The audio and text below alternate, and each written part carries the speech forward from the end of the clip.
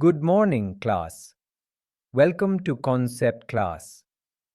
Today, we begin a very important chapter, the rise of dictatorships.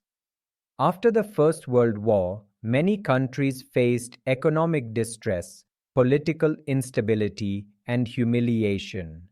In this environment of anger and despair, two powerful dictators, Benito Mussolini in Italy and Adolf Hitler in Germany, rose to power. Their ideologies, fascism and Nazism, reshaped Europe and led directly to the Second World War.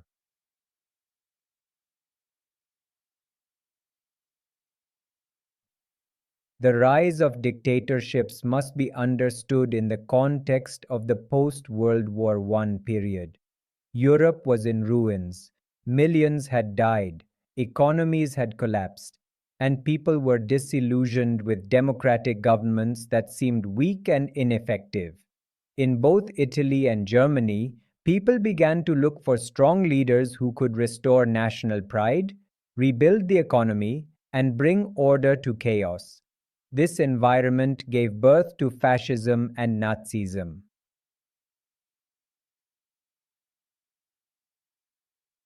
A dictatorship means total control by one person or party. There are no free elections, no political opposition, and no freedom of speech. Citizens must obey the dictator and follow his policies. Both fascism in Italy and Nazism in Germany were based on this idea of absolute power.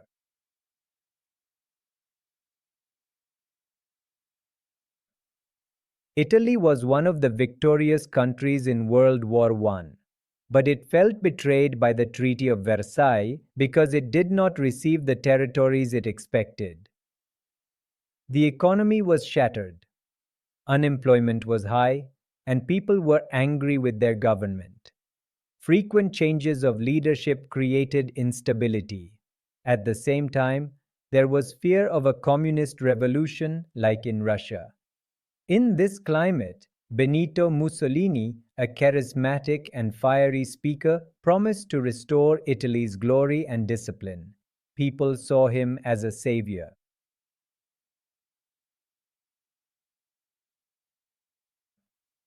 Mussolini founded the Fascist Party in 1919. His followers, called the Black Shirts, used violence and intimidation against opponents. In 1922, Mussolini organized the famous March on Rome. Fearing civil war, the King of Italy invited him to form a government. Mussolini soon turned Italy into a one-party fascist dictatorship, banning all opposition and controlling the press, schools, and industry.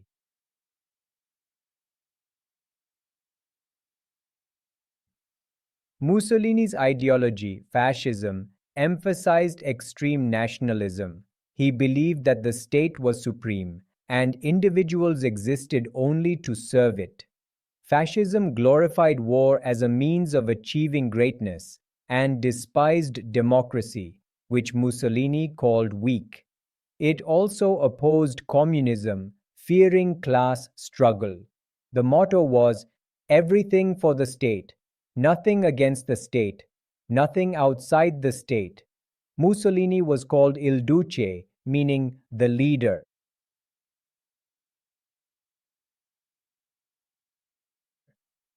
In Germany, the situation was even worse.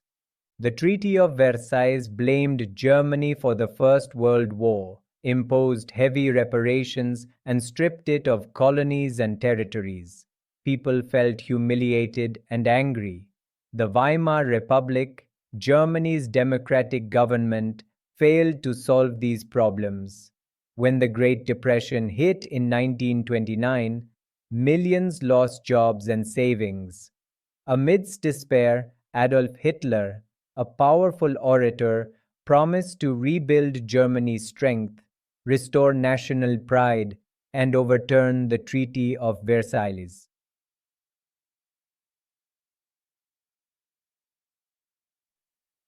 Hitler joined the German Workers' Party, which he transformed into the National Socialist German Workers' Party, or the Nazi Party. In his book Mein Kampf, meaning My Struggle, Hitler outlined his political ideas: hatred of Jews, belief in Aryan superiority, and expansion of German territory. By 1933, he was appointed chancellor. Within months, he destroyed democracy, banned other parties, and established a totalitarian Nazi regime.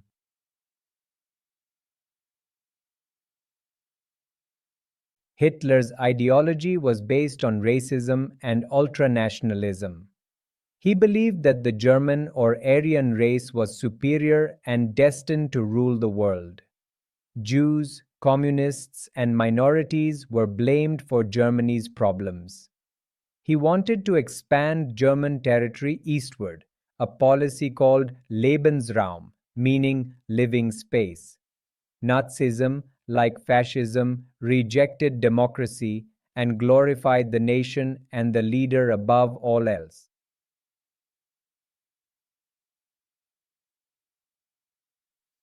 Although fascism and Nazism were similar, both were totalitarian, anti-democratic, and nationalistic. They had some differences. Mussolini focused on the state as supreme, while Hitler emphasized race. Fascism aimed to revive the glory of ancient Rome, while Nazism aimed at racial domination and expansion of German territory. Nazism was much more brutal, openly racist, and genocidal.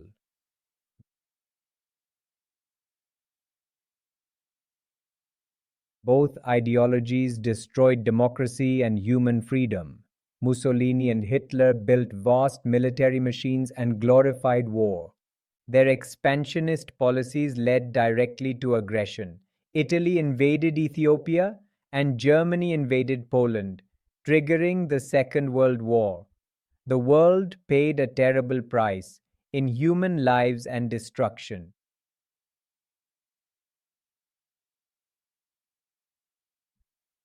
To summarize, the rise of fascism and Nazism was a reaction to the failures of democracy, the economic crisis, and the Treaty of Versailles.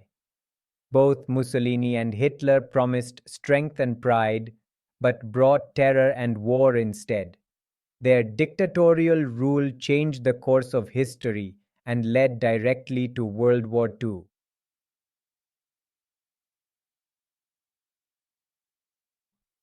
In conclusion, the rise of dictatorships teaches us a powerful lesson. When people lose faith in democracy, they often turn to authoritarian leaders who promise quick solutions. But these leaders often destroy freedom and bring ruin.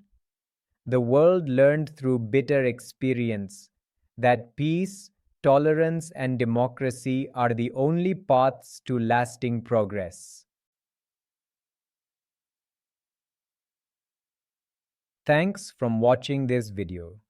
I hope you enjoyed our journey. Don't forget to like and subscribe our channel for more videos.